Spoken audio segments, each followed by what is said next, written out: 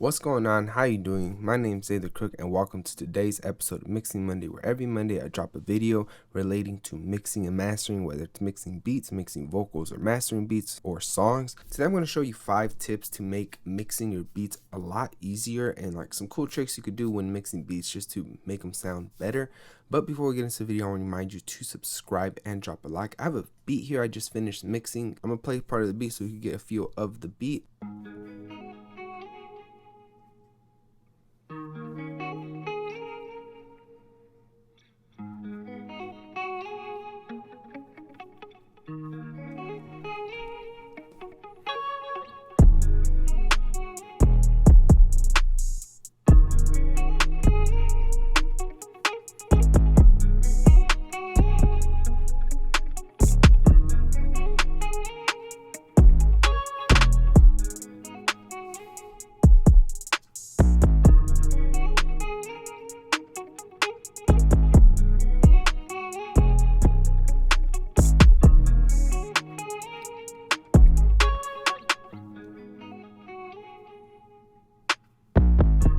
So when it comes to mixing beats, one of the things that I like doing is I like using a lot of buses. So for example, I grab these 2 guitars here, and then instead of routing them straight to the, whether it's output, stereo output, I like busing them, and I just choose bus 1, and then I'll just label it, for example, guitars here. That way, both of these guitars are getting sent to the same bus, which would be this one.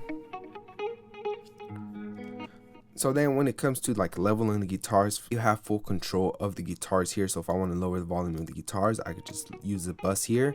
And then also whatever I'm doing to this one bus, it's going to do to both guitars. So for example, I added the plugin drip. The effects that the plugin is adding to the guitars, it's going to both guitars, not just one. So if I were to solo it, it sounds like right in your face. But and then with the plugin, it just adds its own space. And then I also do that to the drums. So I do it to all the drums. So with all my drums, I just grab all these drums and then I just bust 2, and that's where all my drums are at.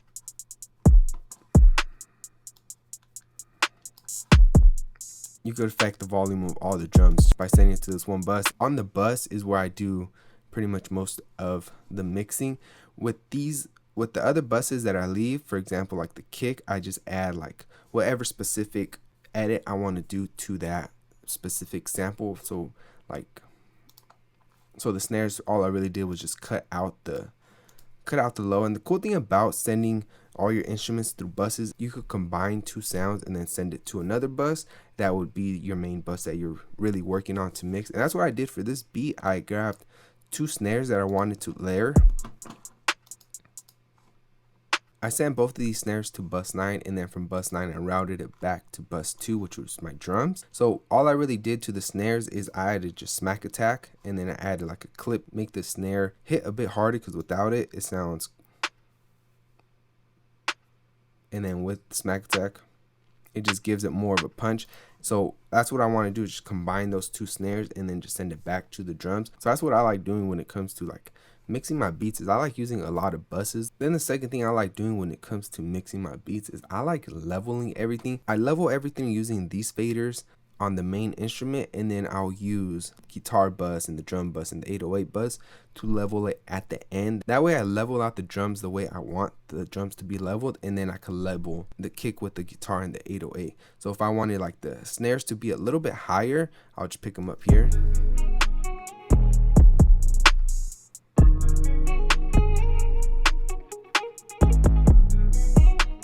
And I could do it with the hi-hats.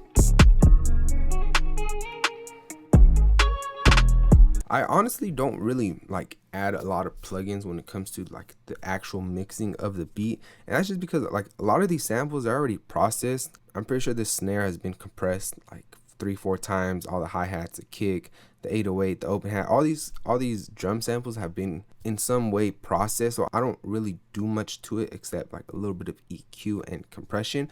The only thing I really add a lot of plugins to is just mostly the 808, but other than that, I just kind of make the beat, I level everything, I bust it to wherever bus I want it to, and then the next thing I do is I pan. When I pan my beats, I like instead of keeping it on balance, which is normally what Logic uses, I like left clicking and then put studio pan, just because when you balance it out, if you were to keep it on balance and then turn it to pan it to your right, you're kind of lose the frequencies from the left side of the stereo. When you put on stereo pan, you're actually panning the sound without losing those frequencies from the left. Whenever I pan my instruments, I don't really keep anything in the middle except for like the 808 or like the main melody or whatever. My kick, I pan it 2 to the right, and then my snare, I did a 3 and a 1 for this. My hi-hats, I keep it down the middle, but I do use tremolo to move the hi-hats around. It just adds like a dope effect to the hi-hats.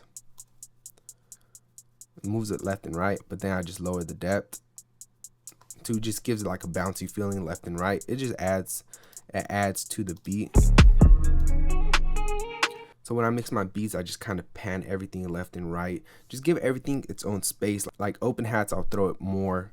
I'll pan it more to the left or to the right, just depends. It just depends on how much percussions or how many instruments you're using in your beat when it comes to mixing. The next tip when it comes to mixing beats is using vintage plugins. You don't necessarily have to use all vintage plugins, but adding like vintage plugins here and there just gives it a nice feel to the full beat. So for my drums, I do use the SSL compressor. This is going to add some sort of color, and then I use the SSL channel. For the guitars, I added a CLA2 compressor, so the guitars are going to run through this compressor and it's going to compress it, and it's going to give it a good sound. This little radiator is a preamp from the 60s. This plugin here is all these little plugins are going to give it some sort of sound, so it's going to add noise to the beat to some extent, but that noise, those frequencies that it adds, that color, it's what's going to make the beat feel a little bit fuller, and it's going to make the beat feel and sound better. You don't necessarily need to use vintage plugins to mix beats. You could use like all stock plugins, but using some sort of plugin that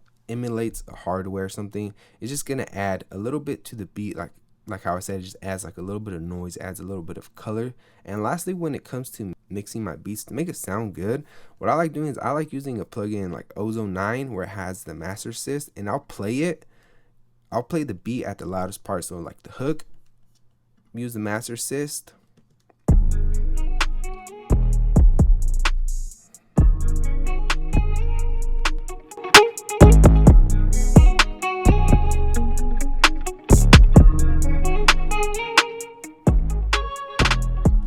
I use the EQ that Ozone gives me just to do a little bit of tweaks onto the beat. And I know we're not mastering the beat, we're mixing it, but a lot of times like this, for example, like I kind of have an idea, okay, I could boost 12K, so then I could just go within this plugin that's going to add some sort of color onto my beat, and then just add around 12K and then just boost it 2 dBs. Or I could go to this plugin here and then just look up those frequencies and then boost it. But I like using plugins that add some sort of color to it. Use plugins that emulate or add that vintage feel. So for Logic, I use this vintage graphic Q.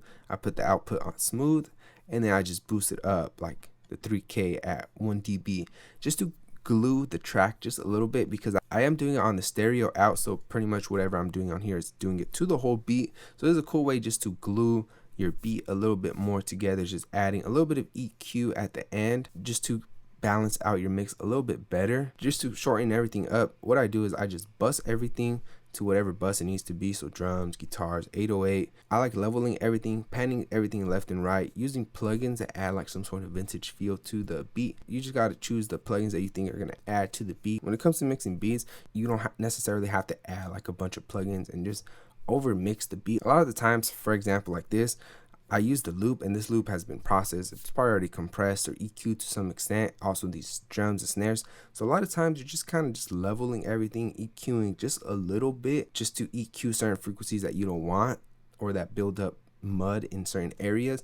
And then you just want to pan certain instruments just to give everything a space. That way everything's not in the middle.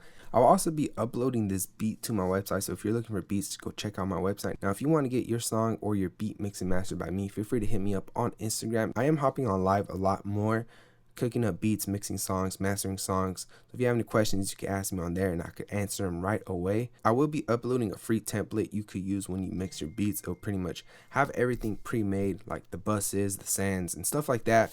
I'll link it down below in the description. Now I want to remind you to subscribe and drop a like, and I hope to see you in the next video of Mixing Monday. My name is David the Crook. Peace.